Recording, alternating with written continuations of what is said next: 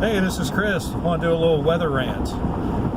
Why don't people evacuate? And no, I'm not blaming people for not evacuating. I understand why people don't evacuate. People don't evacuate because every time that we have some kind of severe weather, the forecasters at the weather station, the forecasters like the Weather Channel, Weather Underground, they all go apoplectic and start talking about how this is serious and we need to get out of the way and blah blah blah, yada yada yada. And that's fine to be, insistent upon your, forecast, but at some point you have to sit back as a forecaster and say, you know what, I'm wrong about these things about 75% of the time. And so why would someone listen to me when I'm wrong so often? And I think what it boils down to is exactly that. That's the main reason people don't want to leave their homes. They don't want to travel across the state. They don't want to go anywhere. I'm sure there is a part of it is you just don't want to leave your home. You might have animals. You might have people who aren't fit to travel. You might not have any money to buy gas. There may not be any gas to buy. You know what I'm saying?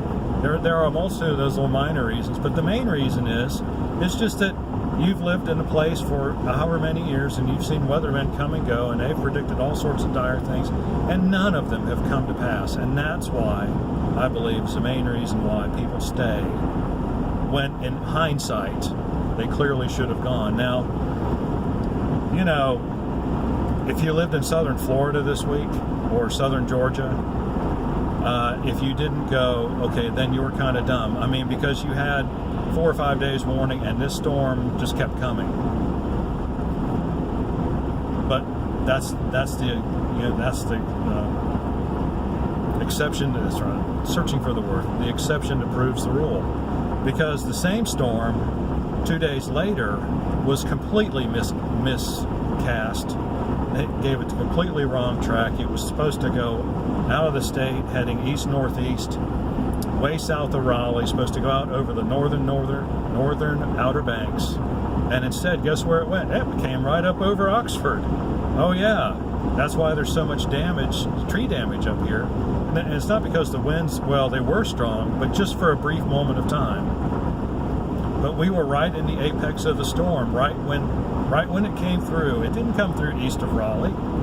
It came through west of Raleigh, and it came up through us, up over Durham and up over Oxford. From what I can tell, just looking at storm on radar, at the time it got to us, it didn't have an eye anymore. So it's, I'm sure it's not. I may be off by 10 or 15 miles one way or another, but being off 10 or 15 miles one way or another is a heck of a lot better than what we got out of the forecast track, which is more like plus or minus 50 or 60 miles.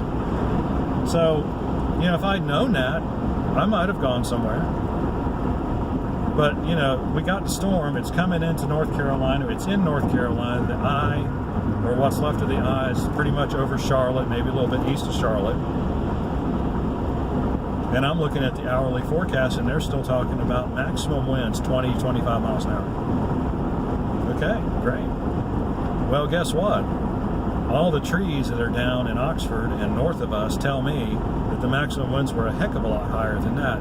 See, that's the problem. There is no accuracy in forecasting. I think really 90% of what a forecaster does is they look at the radar, and that's how they judge it. Well, it's going this way, and it's going to keep on going this way. I can do that. I'm pretty good at that. Oh, the storm, okay, yeah. You can kind of see where it's going. Especially if you got a 4-hour radar loop to look at, which I do, because I pay for it on Weather Underground, because I joined for the $10 a year. That's pretty valuable to me, because I can't trust a word anybody says on the TV. Because they don't know. They're looking at the same thing I'd rather make the judgment for myself. There's no underlying science that tells these meteorologists where the storm's going. There's no there's models, but there's 20 billion of them, and none of them agree. Amazingly enough, all the forecast models pretty much agreed, and they pretty much, guess what, were all wrong once the storm got out of Georgia. And they were probably pretty wrong in Georgia too, because somewhere it went way west of where it was supposed to go. And so what are people supposed to do? If you lived in the Outer Banks, And that storm, the right-hand edge of the storm, was supposed to go right over you. Were you supposed to evacuate? Well, not in hindsight you weren't, but maybe, it's like, but if you hadn't, and the storm had gone over that, there'd be a bunch of idiots on Weather Underground commenting how you were too stupid to get out of the way of the storm. These are the people that know everything, right? They're all the meteorologists out there. They're never wrong. Well, they are wrong. They're wrong all the time, but they never admit it, and they have no humility about them, and that's what ticks me off about meteorologists in general. No humility at all.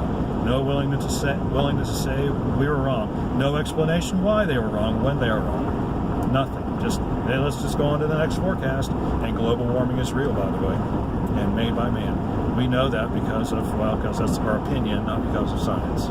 Alrighty. Well, that swerved into something unfortunate, didn't it? Got any questions or comments? Leave them in the section below. I'm a big guy. I can take it if you want to be negative. On the other hand, if you want to have a reasoned argument, I am happy to have it. We'll see you on the next video.